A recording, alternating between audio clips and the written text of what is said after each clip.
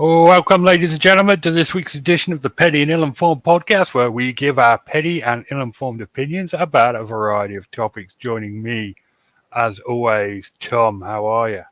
Yeah, doing all right. I lost some of my Rubik's cubes in the week, but I found them down the garage, and so I've been sorting out such existential matters as what order to put them in display on my shelf, what alternative formations to put them in, and that kind of thing. Yeah, geez, because I sure know how to party. Rubik's Cubes. So yeah, for those of you who don't know, Tom actually took time out from his busy, hectic life to teach me how to do a Rubik's Cube. Well, that's very generous of you, Richard. All I did was send you the same YouTube video that I learnt from and followed. Yeah, we talked about possibly doing more, but we didn't need to go to those lengths in the end. No, and after literally spending the entire week practicing, I can now do one in less than 4 minutes, as I just did talking to Tom. So pretty happy about that. Well, that's my week. I'm not a fast solver. There are other less intricate algorithms that will do the whole thing, but they don't give you any depth of understanding, and they don't give you any ability to solve anything other than a standard Rubik's Cube, really. Anytime you get one with some differences on it, like the different varieties that I've got, you can't apply them to that because it just won't work. The basic algorithm only works with a standard 3x3 and and not with any variants. So you're as far as I'm concerned, you're learning the proper way, or have learned the proper way. Not the just to why have I fallen down this boring rabbit hole? I like Rubik's Cubes are interesting. I've always wanted to do one, but I never knew how to do it before, and now I do, and now I can do them. Well, they work with my brain. I think one of the reasons I like them so much is because I enjoy being good at something. I'm not often good at things. Yeah. Only a couple of times in my life have I ever really been genuinely good at something. I mean, I could probably count them on one hand. I'm not too bad at being a dad and, dare I say, a husband, but always room for improvement in both departments, but isn't there with everyone? I'd go further than that and say that you are a fantastic dad. The amount of time and effort you devote to your children is really quite impressive. Well, so you should always hang your hat on that one. Well, that's very kind of you to say. I did managed a couple of things today. Actually, I had a couple of really interesting things today. One was able to have a proper conversation with my son about his education, my 13-year-old son. And then the other one, who has the more profound autism, we did a Thomas the Tank Engine jigsaw together, and I encouraged him to do that, and joined in. It's lovely, actually. I'll put the camera on it briefly. It is a sweet little picture, even if I dare say so myself. I don't know, but then if you're broadcasting, people won't see it. You'll see it though, Richard. Okay, hold on. There it is. Just a second. Let me just. Yeah, that is pretty sweet. All right, so there's a spoon right in the middle of it. Oh, there you go. Gabby wants to know if you've ever done one of the really big Rubik's Cubes. Okay. I have a 5x5x5 here. Oh, rare compliment from Gabby there. Tom may be boring, but I'm a ride on anyone who dares call him anything but a good father. Indeed, Gabby. Oh, thank you, Gabby. Bless you. So, how are you, Richard, mate? Yeah, not bad, thank you. I'm watching this video back, and I'm cringing at all the shots I missed. I'm like, come on. Should have gone for a tentacle there. Apart from that, up and down, up and down. Like a yo-yo. Yeah. Oh, I've got a mixed up Mega Minx right here. Hold on a sec. Let me just put that on you. That one there, Ooh. that's quite complex. That's I think it's a dodecahedron. It's 12 pentagons. So I'll do that. I could, I suppose I can just do it. Oh yeah, I'll just do it sat here while we chat. Yeah. Yeah. Mm-hmm. I'll just Check I haven't got switch. my flies undone or something stupid like that. That would be just my style. End my career in an instant. Okay. Right. The lighting, the lighting I've got is terrible. Okay. Well, I'm going to give this a go. Okay. So, right. The trouble is the bits I'll be working on and the bits facing away from the screen, so I'll have to remember to keep turning it. Richard, choose me a color to start with. Orange. Okay, so I'm going to start with orange. First thing I need an orange star. Okay, so let's see what were we going to talk about then, Richard? You wanted to talk about Gaza in Israel? Well, yeah, dare we? Yeah, I suppose so. It's okay. Well, what's basically happened? So now I need the orange corners, and they've got to match the adjacent sides. So that one, for example, has got to be orange, blue, and yellow. Find that. So yeah, Israel and Gaza. It's it's terrible, isn't it? It's the my first thought is always this is absolutely terrible, and then my second thought is it would be very, very easy to just say, oh, what are these people doing? I wouldn't want to, even if I was there, I'd like to think I wouldn't want to see anybody. Wouldn't want to see anybody. Wouldn't want to see other children killed or anything like that. But how much? My question is, how much can you actually empathise with people who are with people who are going through this when it's not you who's going through it?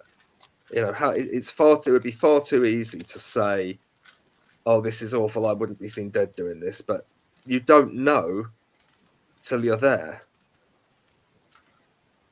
I wouldn't know unless I was in that situation myself, how I would really respond and how I'd really feel about it. If I was Israeli and the Hamas came in and it was my it was my family that they'd killed and my mom had been threatened and things like that, how do I know that the level of vengeance I would be comfortable with and I would want? Yeah. That's what I'm saying is how much does everyone else have the right to talk about what they wouldn't do when it's not their families who have been threatened or kidnapped or anything? I mean, bloody hell. That's the point I'm very badly trying to make. Yeah, I appreciate that. It's a good point. And I don't know. What do you think? I mean, do we have? I mean, can we? To what extent can we talk? Do you think we can empathise? How accurately can we empathise with people who are going through this? Well, it's one of those things that you can't emphasize unless you've gone through it yourself, really. Yeah. I mean, how would you feel if something happened to one of your kids? I guess is the horrible way of asking, but. Yep. Very hard to tell. I mean, how far would you go for revenge? Well, I'd like to think that I wouldn't be particularly vengeful, but how do I honestly know? Yeah. How do you know? That's what I mean.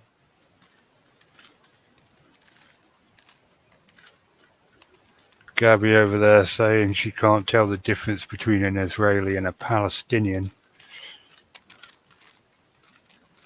That's a fair point, Gabby. I guess. A bit racist, but one of those. I mean, yeah, I'm aware that Israel and Palestine have been warring for, well, pretty much my entire life, but I couldn't tell you the first fucking thing about the conflict. Is it over like a scrap of land or something? Oh, well, what it's about just goes deep into the history of the whole thing. What it's about is ultimately yeah. Let me get this straight. Ultimately, what happened was it goes back to 1948 when the 1948 when the British government created the State of Israel. They, as far as my understanding of it goes, that's how and when it all started. Because the Palestinians, as far as I understand it, and we are ill informed, so I guess I don't need to put us under too much pressure. As far as I understand it, the British government turned up and literally said to the Palestinians, "Off you go, out. The Jews have been persecuted horribly by Hitler. They're having this space now. Get out." And yeah, that's pretty much how it went down. So the British government turfed the Palestinians out of their home and gave it to Jewish refugees. As far as I know, that's what happened. I whether they were right or wrong to do that, I'm not saying. I'm not commenting. It's because I daren't, and again, I just don't. I'm not sure how much I believe in the strength of opinions. I mean, but anyway, that's basically what happened, and I know it's called like the catastrophe day or something like that by Palestinians. They have a special name for it. I know that much. Okay. So I've done that. Now you start there with that orange bit at the bottom, and you work up. And so with the situation it's led to now is the Palestinians are confined to two areas. They're called the Gaza. Israel is a very small country as it is, and they're confined to the Gaza Strip, which is just like it'd be a fraction of one of our counties. I mean, this place is tiny. It's incredibly densely populated by Muslim Palestinians. And they've also got an area called the West Bank, which is a bit more shared than the Gaza Strip. Now, that's on the west bank of the River Jordan, on the east side of Israel. And there's always conflict brewing. There's always been war after war and fight after fight and battle after battle. And it just never seems to end. Hamas are, treated internationally as a terrorist organization because, and that's because I think that they openly declare that their ambition is to see, is the destruction of the state of Israel. They are, there's, so what's Right. the latest development in all of this is that the latest development here is a couple of weeks ago, Hamas are in charge of, they run the Gaza Strip. They own the Gaza Strip of land. It's on the Mediterranean coast, borders with Egypt at the south slightly. It's on the east coast of Israel. No, the west coast of Israel, the east coast of the Mediterranean Sea. And they, sort of beneath Turkey, getting down towards Egypt. It borders with Egypt. And they just launched this surprise attack, a ghastly attack on Israeli civilians and kidnapped a load of civilians and children as well, killed thousands and thousands of people. And Israel is now bringing the war to Gaza and is just shelling the place mercilessly. Basically, there is an immense amount of civilian death on both sides. There really is. And the whole thing just seems so sad. That the closest there's ever come to being a sort of peace agreement. They were starting to get somewhere in the 1990s, I think it was. But then it was always going to be quite tentative, and somebody pulled the plug. I think I'm not entirely sure, but I think the Israeli side pulled out of it. I mean, there's no trust. Both sides see each other as a massive threat, and the cost in human life is just terrible, and it continues to be terrible, and it's a real shame. It's a tragic, desperate, horrible state of the human race that this long protracted endless conflict exists. It's a tragedy of the highest order for humanity. I don't get it. If they were just refugees from the war, after the war ended, couldn't they just go home?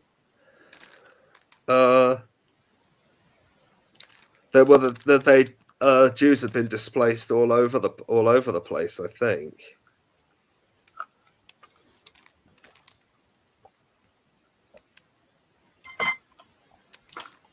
Jews have been displaced all over the place, I think. Right. So can they just go back after the war? Go back to wherever they came from. I think they during the war they might have been promised a Jewish state or something. I'm not sure. Oh. I don't know.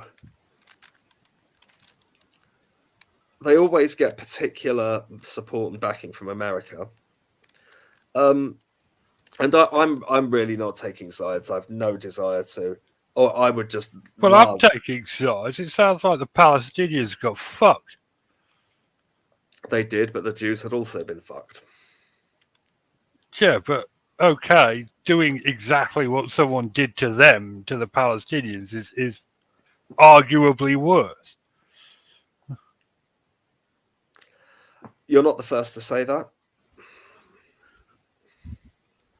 I mean, unless I'm missing something here that, you've just badly explained. It just sounds like the Palestinians have been screwed out of their homeland. But I mean, so if you go, yes, but what Jews would probably say is if you go further back in history, that always originally was the Jewish homeland. Yeah, well, if you go far enough back in history, Africa was our ancestral homeland of everyone. So what does that mean in the grand scheme of things? Well, it would mean the British Museum was dead. The British Museum was dead right to go stealing all the relics from all over the world, yes. Well, I mean, that's a completely different topic for a completely different day, but today we're discussing this. I don't get this. So they were genuinely just turfed out of their homeland. And and everyone's just totally copacetic with that being the case. Don't take my word for it. I'm ill-informed. I don't know I may not know what I'm talking about at all. Go and look it up. Gabby, you know everything about everything. Is this true? The Palestinians were just turfed out of their homeland by this Jewish state, and basically they just want their land back. Because I want to know. Maybe I should look into this myself. Maybe I should bother learning something. Look into it yourself. That is my objective understanding of world history. I don't, but I could be utterly wrong. If they just want their land back, we should give it to them. It's their land. Then again, that's Well, politicians work this stuff out. I guess I'm just petty and ill-informed, but I didn't know that was the basis for the whole thing. I thought they were fighting over something stupid, like someone's ancestor once called somebody else a bit of a dickhead. But if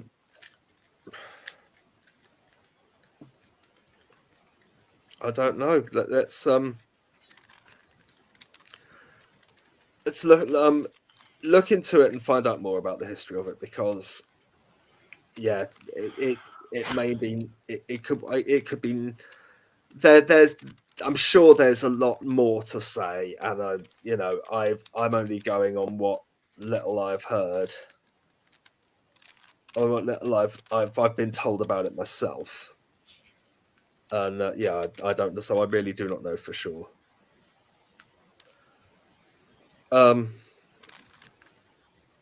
But would love to find out more. right, But there's certainly yeah. I don't believe there are any easy answers whatsoever. So I mean, in the late 19th century, Zionists sought to establish a homeland for the Jewish people. La la la la la.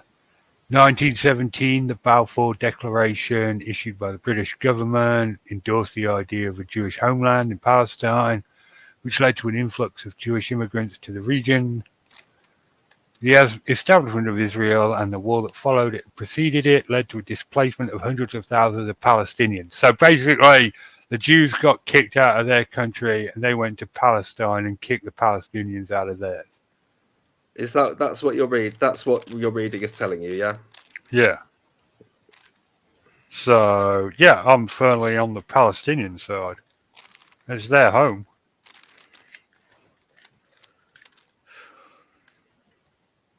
Am I allowed to say that? Am I going to get shot? Richard, it's your show. You're allowed to say whatever you like. Am I allowed an opinion about this, or is it too controversial? Is it one of those things you're not allowed an opinion about?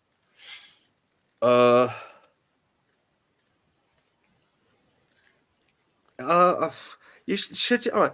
Are there things that we shouldn't be allowed opinions about? Well, according to Twitter, there's lots of things we're not allowed an opinion about. It's a tricky minefield. Life, isn't it? Yeah, especially woke culture and the whole, But that's another conversation for another day. I just don't know. Is this something you're allowed a conversation about to have an opinion about? It's easy to be accused of anti-Semitism. Potentially you could be accused of anti-Semitism, perhaps. Anti-Semitism. One could. I don't know. For daring to suggest that people that live in their home are entitled to stay in their home. That's anti-Semitic, is it? I'm not saying it is. You could. I'm always sit on the fence on controversial things, because I can always see. I can generally see both sides of something. Yeah, I can generally see both sides of something, and but whatever thing you're saying is everything. All the views we're putting forward from both sides are legitimate views held by both sides and by different people all over the world. Right. Yeah. I should stress this is just my opinion, and nothing more.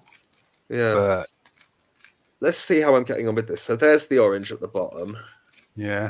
And then I'm sort of going up from there, sort of just going up these sides, sorting out these sorts of pieces around every junction. I've done that one, I've done that one, and I'm about to do this bunch here. And then so you then from the bottom upwards, you can use all the algorithms that you use for a Rubik's Cube, because it's still the same basic principle. Same principles, yes. Yeah.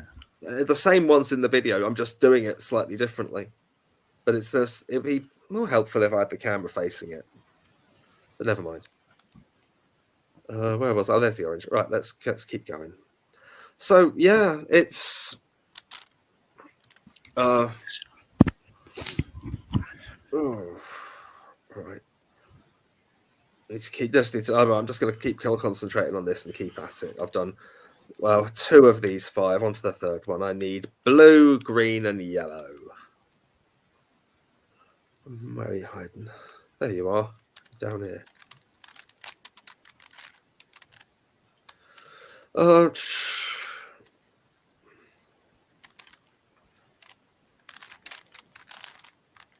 I really don't understand this so-called conflict at all. It seems bullshit that the Palestinians have just lost their home for basically no reason.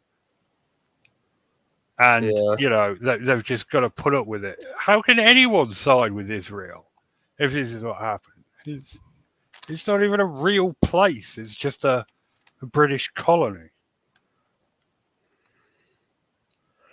How can anyone side with Israel? Because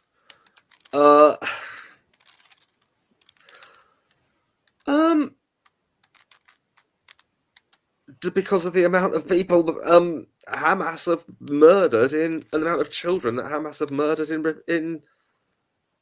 they're in doing what they do.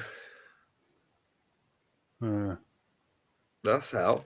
That's a bit out of order. But I meant like in principle. Like, how can anyone? Why is Israel even still a thing? I must be missing something. Well, I think that goes back to it being, the history of it and stuff. That going back in time, it was historically it has been was the Jewish homeland originally.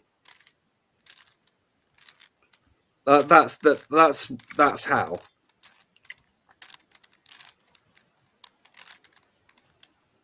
Right, but like 1917 is when it was founded. What, Israel? Yeah. I mean, saying I'm going to create a Jewish state is one thing.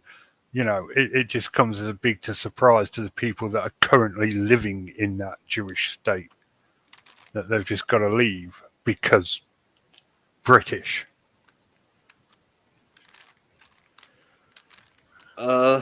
Yeah.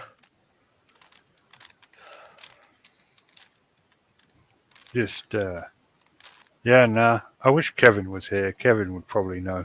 Yeah, he would. It'd be really interested to have. What did Gabby have anything helpful to say?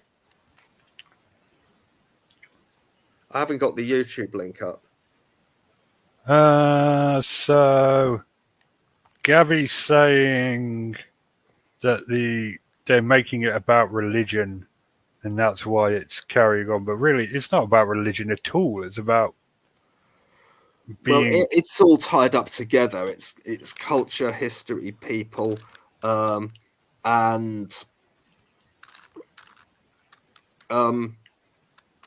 people. Well, religion, economy, land, everything. It's all tied up together. Dang. I think. Yeah. Right. I'm getting there with this. But no, it is complicated, and there are no easy answers.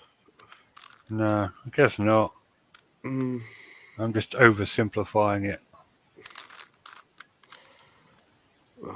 Well, many people have tried to figure this out. The Rubik's Cube or the Israeli-Palestinian conflict? The latter. Man, when I was looking at YouTube videos on how to do Rubik's Cubes, I found like this mega 2000 or something Rubik's Cube video. You can buy for about £1,000 on Amazon. You can buy one of these, a Mega Minx, with hundreds and hundreds of pieces. I mean, it's a remarkable puzzle, but it would be. I cannot begin to imagine how you would attempt to solve it. Oh my god, I couldn't think of anything worse. It would be absolute purgatory. Right. Okay, so I've now got to the point there. That's the bottom. That's the orange. So all most of the adjacent sides to that are done. Yeah. I've got the top I've got to do these arms. It's like an octopus at the moment. It's hang on. That's the top all mixed up. That's the top all mixed up, and it's got all these bits coming down. So I've got to organize those. Yeah, that's my next step. All right, but it's getting. I've broken the back a bit now. It's just it's not particularly quick, as you can see. I know. I want to get rid of any, and that's red at the top. Any corners with red on will be these ones. So I want corners without red to be in the position of these ones.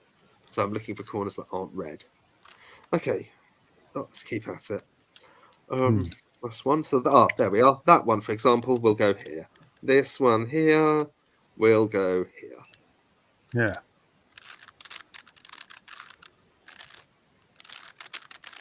Okay, and then so that's my orange bottom here, and that's now completed the everything on this purple one next to it. Getting towards the red top. Okay. All right. How are we doing for time? Oh, halfway through.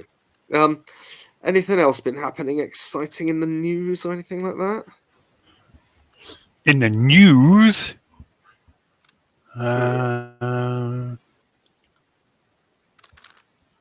Did you see the? Did you hear on LBC the call again to get rid of a GMT? No, not daylight savings time. All right. Once again, they're making an effort to get rid of it. I love that. I love this extra hour that we get. Yeah, because it's tonight, isn't it? Yeah. We get an extra hour in bed. We do. Well, it depends what you choose to. I'm going to still be awake for it, I'm sure. I might actually, because I normally do a bit of. Again, I show how to party. I often end up doing a bit of work quite late at night, and I was going to do some after this, and I might, when it gets to 1 o'clock, literally go and do something else, do something really fun for an hour. Go do something really do whatever you want. Yeah. That's that one. No, not that one. Not that one. Not you. Yeah, this one. Okay. Right. So now all I've got left now. Can you see the colours all right, Richard? Yeah. I've now just got the top, but I've got these ones underneath the top run here. I've got to do those. They're like, so it's the same Rubik's Cube algorithm as if you had the bottom corner, the side, and the top. It's the same thing. I'll probably make a complete hash of it if I try to do it with the camera pointing at it. Do you ever reach that point with that one, like you do with the normal cube, where you get right at the end, if you make a move wrong, you screw the entire thing up? Yep, yeah, that one. The last bit, when you turn the thing upside down and you're doing the corner pieces and flipping them, yeah. Because every 24 movements, everything around the top resets. And on the bottom corner pieces, they'll either need, every piece will need a total of 24 movements around the bottom of it. Yes, I'd need to explain with a cube in my hand, a proper one, to talk about that. Sorry, it's my phone going bananas next to me. No idea why. Gabby's sending me a bunch of messages. She might be sending you a bunch of messages. I'm not sure. I'll have to check. Yeah, Gabby, daylight savings time is tonight for us. It's a bit later in America, I know. Yeah, it's next week in America. Yeah. Right, white and blue. She says it's on the 5th. So that's next Sunday. Uh-huh.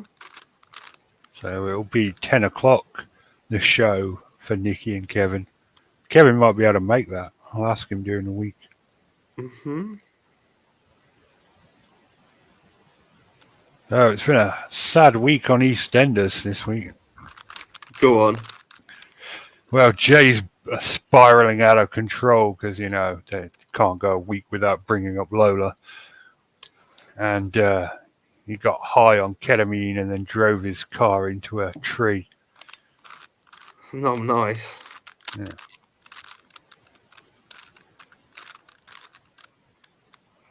Mm. Oh, it reminds me of. I think I sent you a screenshot of this. I had a Facebook sometimes reminds you of statuses you did eons ago and things like that. Yeah. Well, it did that with.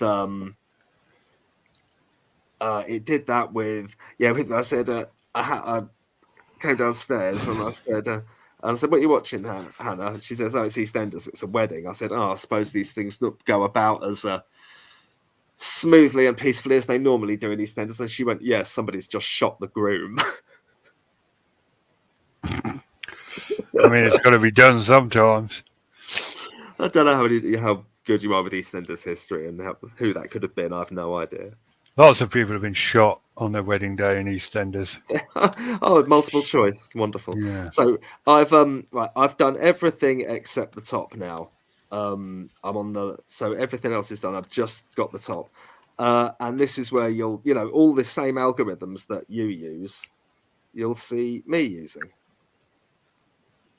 Right. Or versions thereof, but instead I've got 5 bits on top, not 4, because this is where you have to get them all what I call sunny side up. So I need all 5 of these to have the red bit pointing up.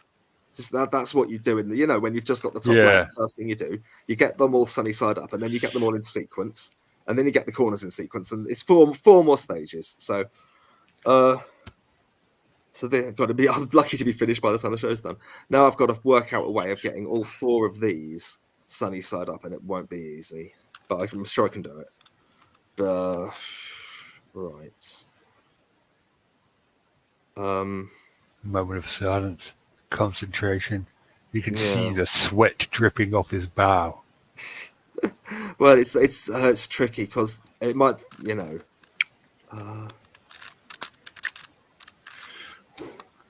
that's right. 3, and then we know what to do here. Then you do it twice. You do 8 from that position. You do 8. 1, 2, 3, 4, 5, 6, 7, 8, and we're all sunny side up. Okay, now. Ooh, awkward. Because again, this 5 with 5, this is a swizz. No, that's no use.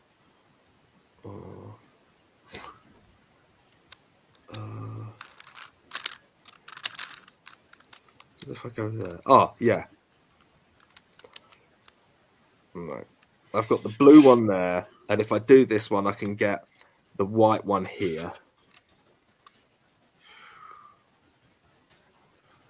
Oh, where's the pink one? No, with one move, I can get the pink one there. Yeah, I get the pink one there. That's easier.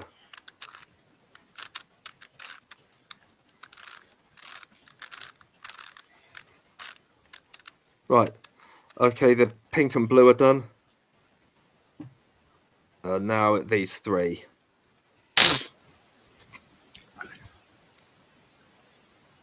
Nearly got that.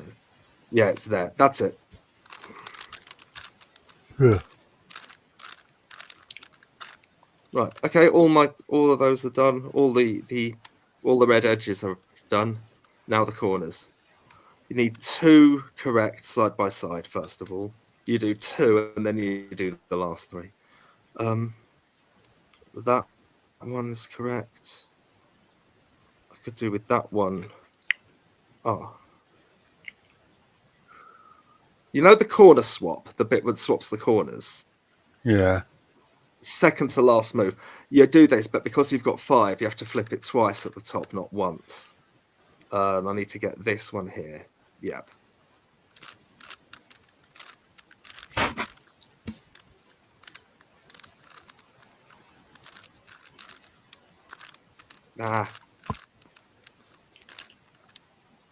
That's it. So those two are correct. And now one more, and everyone will be in one more of those, and that will be here, that will be here, and that will be here, and all those. So these two are correct.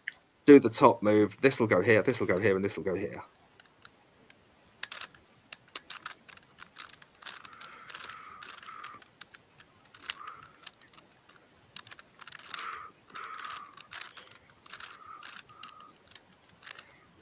Right, now everything is in the right place. It's just these are the bits that need rotating.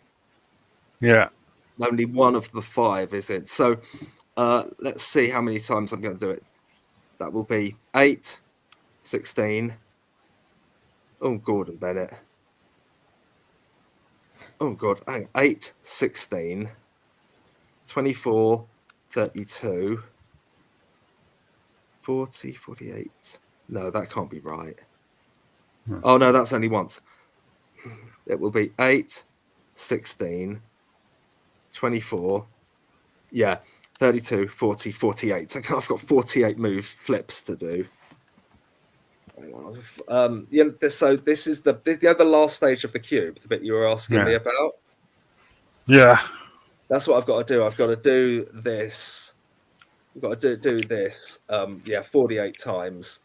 But every 8 or 16, I've got to rotate a new bottom piece into position. But it will work. Okay, let's go. Let's go. 1, 2, 3, 4, 5, 6, 7, 8. 9, 10, 11, 12, 13, 14, 15, 16, 17, 18, 19, 20, 21, 22, 23, 24. So you can see everything's back into position above. Now I've got to do another 24 to get me up to 48 with the last 2 pieces. 1, 2, 3, 4, 5, 6, 7, 8, 16 more. 10, 11, 12, 13, 14, 15, 16, 17. 20, 21, 22, 23, 24. And we're done. Nice. There you go. So how much of that did you recognise from your own understanding? It looked like all the basic moves, just another dimension added onto them. That's exactly what it was, yeah. So and I taught myself the step up. That's the thing, I'm not normally good at things, but this I'm not too bad at. That's impressive. Let's see if I can find one of them dodecahedron Rubik's cubes to have fun with. 10 quid on 10 quid on Amazon. I'll ping you the link to exactly this. I've had 2. This is by far the best. The first one I had had stickers on it, and they were starting to peel. But this is great. Let me just while we're here, let me show you my meanest. This one is a right SOB. This is the Ghost Cube. Okay. Now it works. Everything's the same color, so you can't go on color. Every single piece is a slightly different shape and size. There's no 2 pieces are identical. And that means, well, for a start, you have to do, you can't maneuver it round in the cube position. You have to set it like that and there. Now it will actually operate like a traditional 3x3 Rubik's cube under the hood. No, it really will. Like, there's a movement there of 9. There's a movement there of 9. And there's a movement there of 9. So it will actually and from here you operate it just like a normal Rubik's cube. You put your white cross is that. It's your there. Your white cross is that, and that.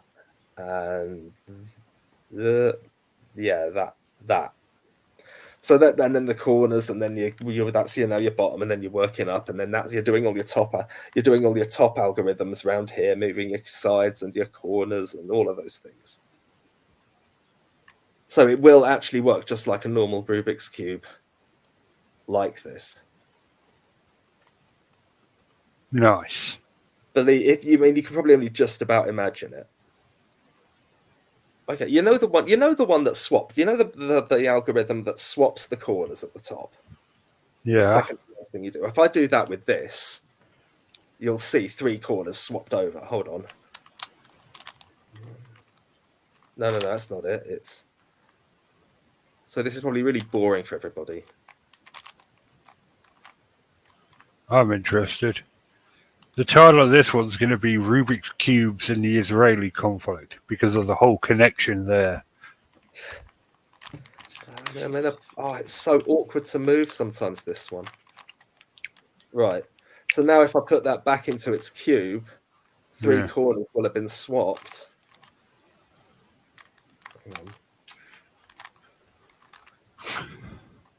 Oh, I'm all over the place. What am I doing? I'm making a right pig's ear out of this now. Do you use that term of phrase, making a pig's ear out of something? I don't think you want to make a pig's ear. I think you want to make a cube. But wow. All right, fine. Come on, not now. There. Yeah. Right. Okay. So that's what it looks like when 3 corners are swapped, because that is actually, but believe it or not, that is 3 corner pieces have been swapped, and that's what you get. You get, that. Because those are the parts that operate as corners. You have to train your mind to think of these triangles as corners and things. So let's see if I can get that back. I should be able to. From there, reverse the algorithm. I